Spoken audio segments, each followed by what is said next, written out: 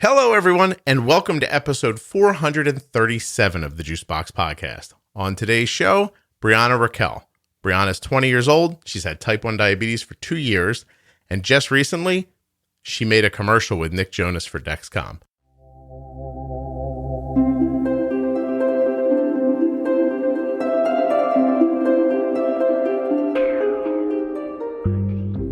A few days ago, I found out that Nick Jonas had made a commercial for Dexcom that was going to air on the big game. I don't know why the NFL doesn't let you say the words bowl and super together, but they don't.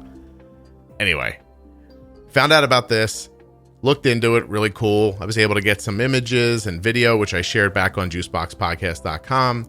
And as I was making my way through everything, I found myself thinking, who's this girl with the sparkly eyes? And I asked around and found out that Breana has type 1 diabetes. She's a user of Dexcom, and they reached out to her to be in this commercial. So I said, can I get her on the show? That sounds like fun. And so here she is. And fun it was.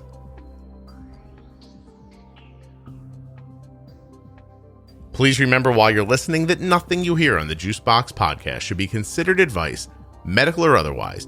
Always consult a physician before making any changes to your healthcare plan or becoming bold with insulin.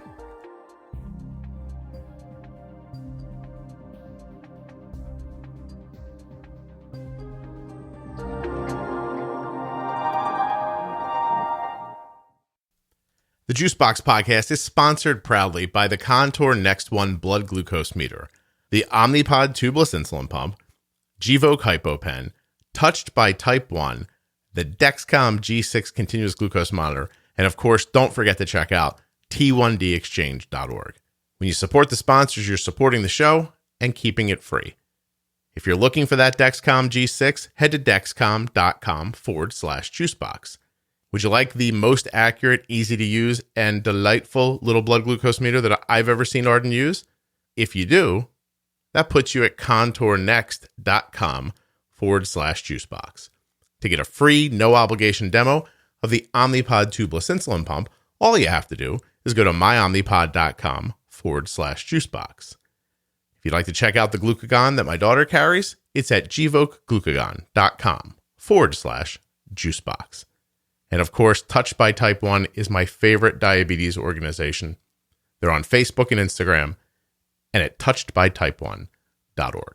There are links to all of the sponsors right there in the show notes of your podcast player and at juiceboxpodcast.com. I appreciate it when you support the sponsors. Also, before we get started with Breana, Breana's website is breanaraquel.com. BreanaRaquel.com. She's also on all the things. Tik, Gram, Insta stuff, the whole thing. My name is Breana Raquel. I grew up in a small town in Maryland. I am a singer and an actor. I've been in LA for about 5 years now, and I also do real estate as like a little side thing. But my lifelong dream has to be an entertainer. So I don't know. I guess I would just live in the dream, working hard, and like trying to make it, that big break. Yeah, I understand. I have a side hustle too. I take care of what my wife tells me to do. So, yeah. That is a job, for sure. It really is. Today, she's told me that I'm taking my daughter to get her nails done when I'm done with this. Oh, yeah, okay. Which, as you can imagine, is my That's dream. Important work. Yeah, it's my dream for this afternoon. When I was making my my vision board today, which, by the way, I don't have, I definitely said go to the nail salon with Arden on it. Yeah, so I get you. Maryland, and 5 years. How old are you? I'm 20. Wow. Okay, so did you and your whole family move out when you were 15? No, actually, my parents stayed on the East Coast. I moved out with my older sister. Wow, that's crazy. Is she still there? Yeah, she actually leaves in 2 weeks, though. So sad, but it's time. It's been 5 years. So how old were you when you were diagnosed with type 1? I was 18. Okay. I'm doing my math right now. So that was like 2 years ago. Yeah. November 3rd is my 2-year anniversary. Would you mind telling me a little bit about being diagnosed and how it went? Yeah, of course. So I actually thought that nothing was wrong. I'm the type of person that's like, oh my God, you're making things up. Don't go on WebMD. You're going to just see something you don't want to see. And of course I did. And I was like, diabetes? Like, what? What? No, I remember that 3 nights before I was like on WebMD after I told myself not to. And I was like, there's no way. My mom actually has a thyroid disease. And so when I was losing a bunch of weight, I thought it was that. Mm-hmm. And so I went to go get my blood work done. I had a bunch of people telling me I was getting kind of skinny. And it was true. When I weighed myself, I was 87 pounds. Wow. So my sugar was pretty high. And it was like in a span of 1 month that I just dropped the weight like so fast. And I just remember waking up like 3 times a night, having to use the bathroom. And I was drinking everything under the sun. Like I was just so thirsty. Nothing could quench my thirst. And all my friends were like, oh, wow, you're hungry, huh? And I was like, girl, yes. But I didn't realize that was a symptom. And I was just like, I'm a growing girl. I need some food. But yeah, all of those symptoms I typed into WebMD and they were like, diabetes. And I was like, yeah. Okay. Well, there's that magical thought that you're eating whatever you want and losing weight, that you found the exact balance. Right? I was like, this is great. You guys must be jealous. All of you. I was eating anything under the sun. And I was like, I don't gain weight. Yeah. Well, normally I say stay off the internet and don't look for stuff there. But once in a while, for stuff like this, it works out. Hey, your mom, hypothyroidism? Hyper?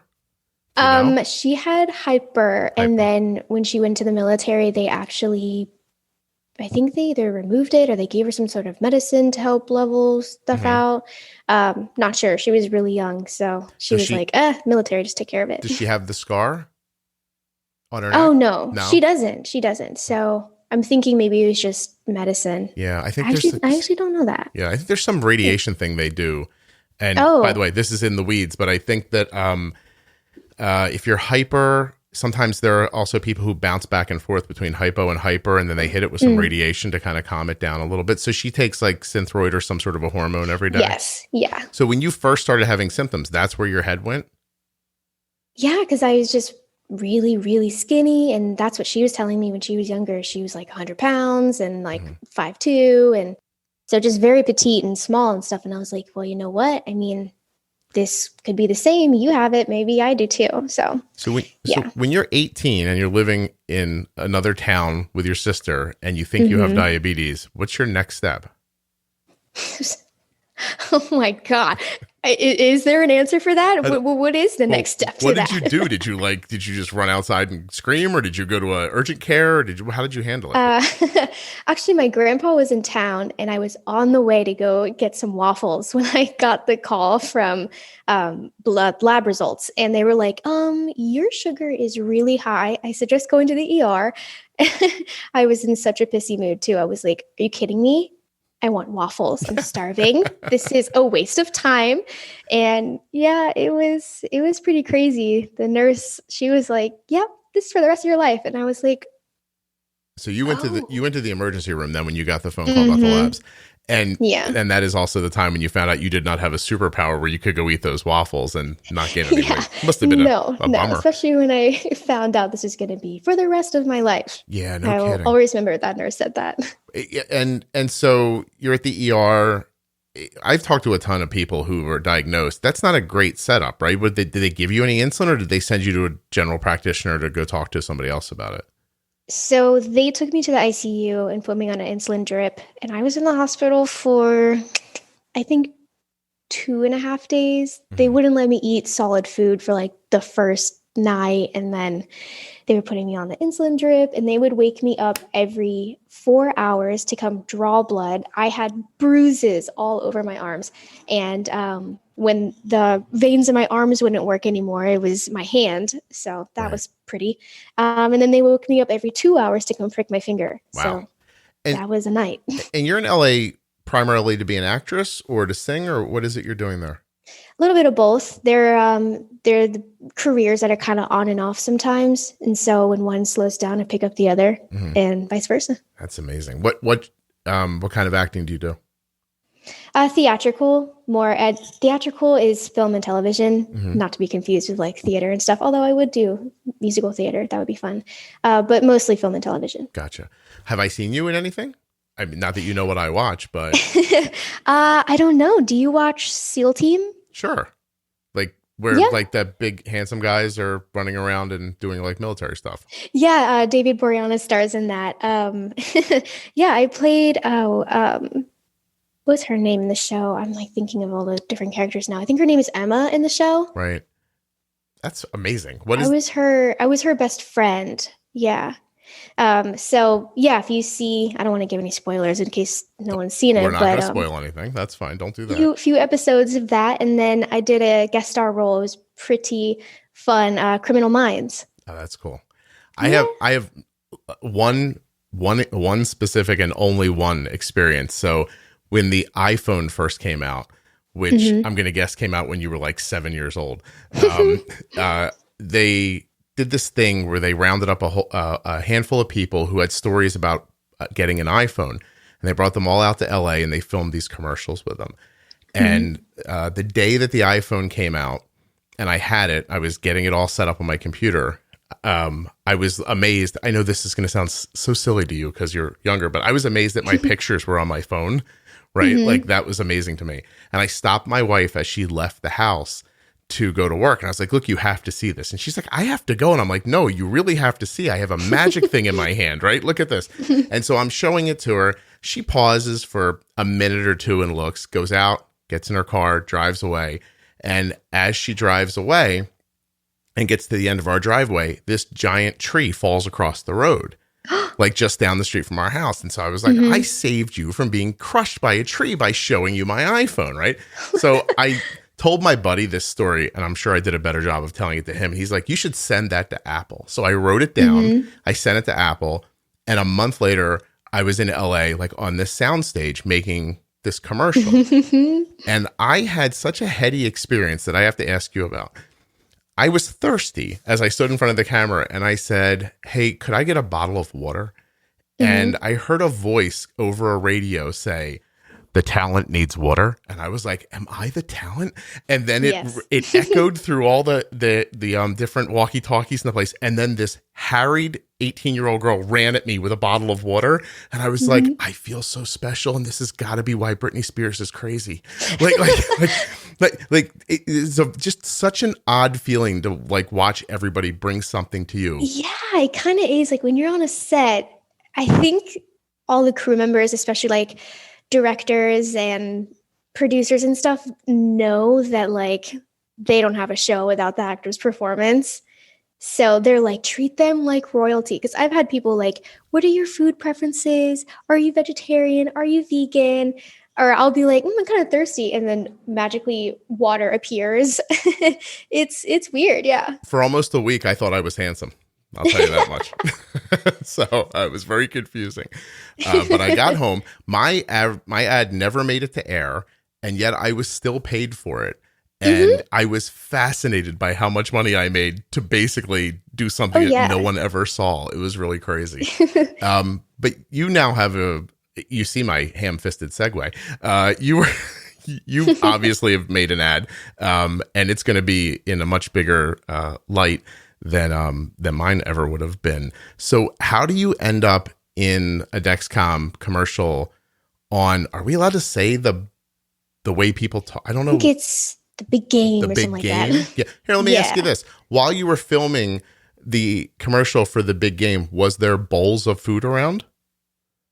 Okay, so on a set, there is a place called Crafty, and that's the nickname. It's called Craft Services. It basically, you go and they have all kinds of snacks and drinks, and with COVID, it was very safe, so everything was packaged individually, and someone handed it to you behind like a little screen, and Breana, so COVID is ruining my way of getting you to say bowl so that I get asked if it was a super experience for you. And now we have to say the big game instead. Never mind. It's fine. COVID ruins everything. I was thinking, I was like, why is he asking me about the bowls? Yeah. I was thinking very literally. Yeah. Well, that's fine. So how does this happen for you? So you're a Dexcom user, is that right? I am. Okay. And you were trying out to be in a commercials or something, or they found you? How did this happen? So I've done a few things in the past with Dexcom. I hosted a little like Guess Who event with Derek Theller for children with diabetes like a couple months ago and stuff. So I've done some PR stuff and I've been familiar with them for a while. And so they reached out, they called me and was like, we're thinking of doing this. Would you be interested? And I was like, 100%. Yes, I would. Yes, 100%. Hey, not to get too far off track, but I've interviewed Derek twice. Is he as tall as I think he is? I actually haven't seen him in person. Oh, okay. But I will say he is attractive, as you think he is. He told me that he has to lie about his height and make himself shorter, which he's probably the only person in California doing that, I would imagine. Yeah, I don't have that problem. So Dexcom just reached to you. Yes. What did they say when they called you? They were like, we know with everything going on, it may not be something you might be up for, but we thought of you. You're in LA and you're an actor. Would you want to do this Dexcom commercial? And I was like, without knowing a lot of the information, I was like, yes. Yeah. I would have done the same thing. Where does it get filmed at? It was actually at the new stadium, the LA Rams one. Okay. Because that's one thing I kept wondering was like, they're not going to take them because the Super Bowl's in Florida this year, I believe. And so they're not going to take them all the way there. But you were clearly in a stadium for like the stills and everything. So I thought, it was really cool. It was amazing. The first time I've seen it too. And I was like, wow, this is what they've been working on. Yeah. How long is the shoot? How long does it take? Let's see. My call time was 9 or 10 and I left around 5, maybe 6. I mean, it's some commercials, they vary. I've had some commercials where they were like strict 14-hour day. And then some commercials where I left after an hour of doing my scene. Was like, all right, bye. Yeah. But for Dexcom, I think it was like a normal 8 or 9 hour day. Wow. Did you get the COVID test before you went? Yes, we all did. Did they go in your nose? Yes. I was going to take that as a yes. Yeah. I know. It makes me shiver. And you get there. Do you meet Nick Jonas? You know, we made eye contact once. That was enough for me. I saw him walk by and I was like, wow, you have no idea that I watched you on Disney Channel when I was 8 years old. And do you think if you'd have gotten face to face with him, you would have said that? No. I definitely would have like went into actor mode and been like, wow, sorry, Nick, right? Is that no, I'm kidding. Inside my heart would have been like, That's amazing. So I've seen the ad and it's interesting what did they do to your eyes? Like your eyes look like they're bright or something like that. So the art department actually made these like LED strip lash type of things and they were connected to a battery pack. And so the battery pack was in my hair that you couldn't see. And then it went, sorry about that. No, you're fine. So the battery pack was in my hair and then it connected all the way and she had to use regular strip lash glue to glue it on my eye. Right. It was so heavy. The first time she put it on, I couldn't open my eyelids. So basically you're telling your friends, look, when you're watching the Super Bowl, if you're seeing some blinking eyelashes that are all lit up, this is me. That's me. Are you in any of this? Like, are they going to do a still campaign behind it or anything like that? Or do you know what? Yeah, they have a few really cool stills that I saw of like me showing off my Dexcom and like my numbers and stuff. And they have a really cool behind the scenes like interview. They actually recorded my reaction of them telling me that Nick was going to be in it on a Zoom call. And so you'll see they posted on their Instagram today. Oh, that's excellent. Yeah, it was pretty cute. Hey, I can imagine. I would, I don't think I'm his type and he's not really mine, but I think I'd still get a little fluttery if I saw him. He's a little fluttery. I know. He's a handsome boy. So, so you're there, you do your part. He does his part. I imagine people don't understand that. Or not everybody might understand that you might not even intersect with each other and be doing things off in different places. Is it something that, well, I guess, is it the kind of day that impacts your blood sugars? Like, do you have to plan differently or not particularly? I guess you're accustomed to it. Yeah, no, I've been on set multiple times, like with it and stuff. And I've never really had to adjust too much. Yeah, no. And with Dexcom being Dexcom, they had like really good options that were safe. I was like, oh yes, carrots. Thank you. Well, from Crafty. So how do you handle your insulin? Do you use injections? Or are you in a pen? Do you have a pump? I actually am using Omnipod. Ooh. So I know. It's my favorite little combo because it's wireless. And so if I have to shoot or I'm doing anything like physical, I don't have to worry. And I'm a klutz, right? I don't have to worry about pulling it out or hurting or anything like that. So I use Omnipod. My daughter has been using an Omnipod since she was 4 and she's 16. Oh, wow. So for a very long time. So I love your choice. I think that's terrific. It's your regular life, right? Like you have your basal rate set up in a way that everything works for you. And are you super active on a set or is it a lot of sitting around? What's it like? So it's yes and no. So they'll give you a call time and it's like, go, go, go, go, go. Your hair, your makeup, your wardrobe, you're figuring it out. For some projects, they might have you come down and they'll run through whatever you're doing and stuff. And then you sit there until they're actually ready for you. And that could be a couple hours. Wow. So it's like, hurry up to sit down a lot of the time. I don't want to give you a whiplash by switching gears so hard, but I am really wondering if you're willing to talk about it. Like, what was it like trying to figure out diabetes kind of on your own without like a parent around you? My mom actually came out, both of my parents came out for like the first 2 weeks-ish. It was really hard, especially being the age that I was. I grew up with my sister.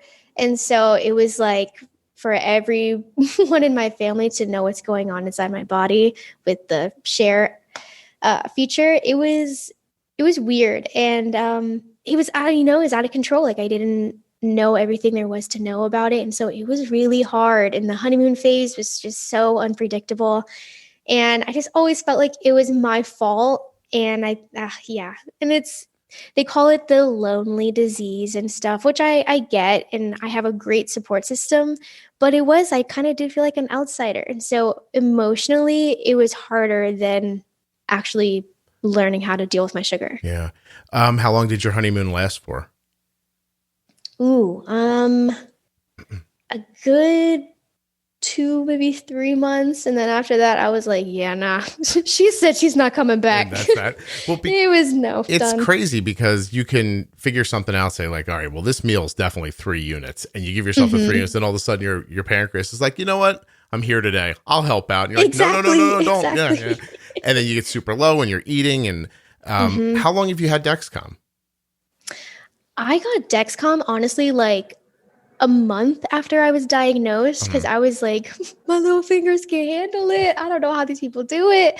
And Dexcom G6 made my life so much easier. It makes my life super easy. I've been able to, my daughter and I together have been able to figure out almost all of the food that she wants to eat because of being able to look at the Dexcom and figure out like, okay, this is when the insulin hits. This is when the food hits, how you have like, sometimes you have protein and later in the day it comes back and gets you and tries to push you up. Yes, the timing of things. Yeah. It's just, it's absolutely like, it's simple to get lost in the idea that you're here talking about being in a commercial for Dexcom. So it feels like, somebody's just saying that, but it really did change. It really did change everything about my daughter's life for the better, honestly. That's very cool. Okay. So what's next? Are you do you have something coming up that you can tell people about, or is there somewhere somebody could go to find out more about you? Yeah, you guys can follow me on Instagram, Facebook, TikTok. I'm in that age group. So yes, TikTok, at Breana Raquel. I'm pretty active on there and stuff. I don't have any super cool projects next in line, but I'm auditioning every day and I was getting in the studio, but with COVID, it's making life hard still. Can I ask you what it's like how are you auditioning in a COVID world? Is it happening online or are you doing it in person? So we have these things called self-tapes and you have a little backdrop, you get someone to read with, and then you just put it on tape and you send it into casting. Wow. Geez, that sounds, is it exhausting? It feels a little exhausting when you described it. Yeah, kind of. Because it's like when you go in the room it's like you have one opportunity and then it's done. But there's room to second guess and be like, I don't know, maybe just one more time. And then it can be like a 3-hour long taping session. And yeah, so it's difficult sometimes. I have to listen. I want to give you a lot of credit. Not that you need me to, but to make a decision like that when you're 15 to go try something like this, it's literally across the country. Yeah, just to give something that's different and exciting a try is really laudable. It's amazing, honestly, that you were able to do that. Thank you. Yeah. Thank you. Yeah. Wow. I honestly could not have done it without my family. Like my sister volunteered to come out with me, and my parents have enough faith in me that they were like, okay, this is what you want to do, go do it. That's really amazing. And seriously, like we're not saying enough about you being diagnosed with type 1, a couple of years into that experience, and to learn about it, get it all straight, stick it out, and keep doing what you're doing is really cool. Yeah. It really is. Thank you. No, of course. That makes you feel good. No, it really is. Is somebody breaking into your house? That would be the trash. Yep.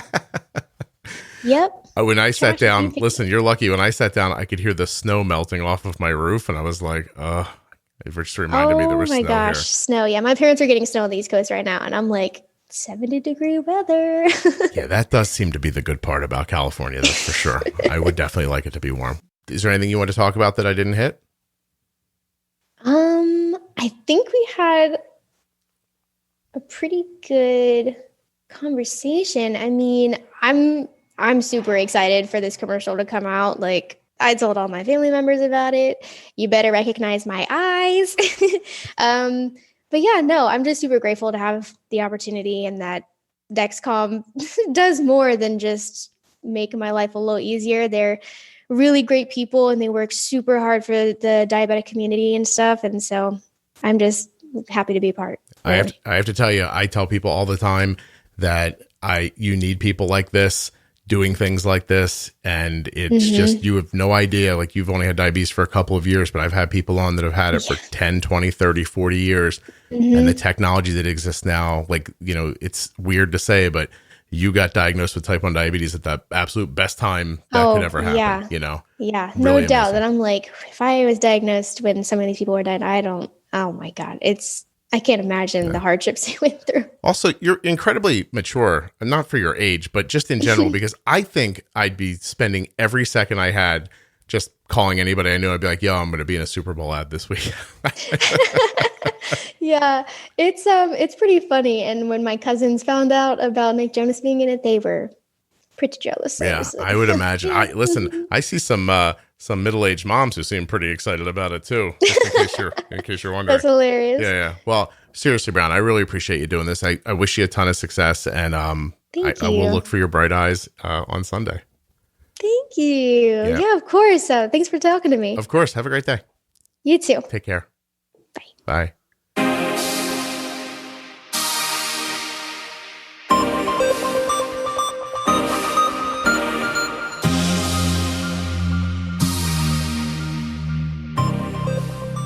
Huge thanks to Breana. We did this at the last minute, and I really appreciate it. Check her out at BreanaRaquel.com or wherever you get your social medias. Thanks also to all the sponsors. There were no ads in this episode today, but I still like to thank them. Remind you they're there. Dexcom, Omnipod, the Contour Next One blood glucose meter, Gvoke HypoPen, Touched by Type 1. And of course, don't forget to visit t1dexchange.org/juicebox. Once again, you can find those links in the podcast player. There's a show notes in there. You'll find them. And they're at juiceboxpodcast.com. I appreciate it when you click the links. Enjoy the big game. Enjoy seeing Breana's bright eyes. And I know how many of you are interested in seeing that Nick Jonas boy. So if you can't catch the game live, I've got those pictures and video at juiceboxpodcast.com. If you're still here, I want to remind you that you can support type 1 diabetes research and the Juicebox podcast by supporting the T1D Exchange. The T1D Exchange is looking for type 1 adults and caregivers who are U.S. residents to participate in a quick survey that can be completed in just a few minutes from your phone or computer. After you finish the questions, which are very simple and only took me a few minutes, you'll be contacted annually to update your information and to be asked further questions if questions exist. This is 100% anonymous, completely HIPAA compliant, and does not require that you ever see a doctor or go to a remote site. And yet, you're supporting type 1 diabetes research. Past participants have helped to bring increased coverage for test strips, Medicare coverage for CGMs, and they helped to change the ADA guidelines for pediatric A1C goals.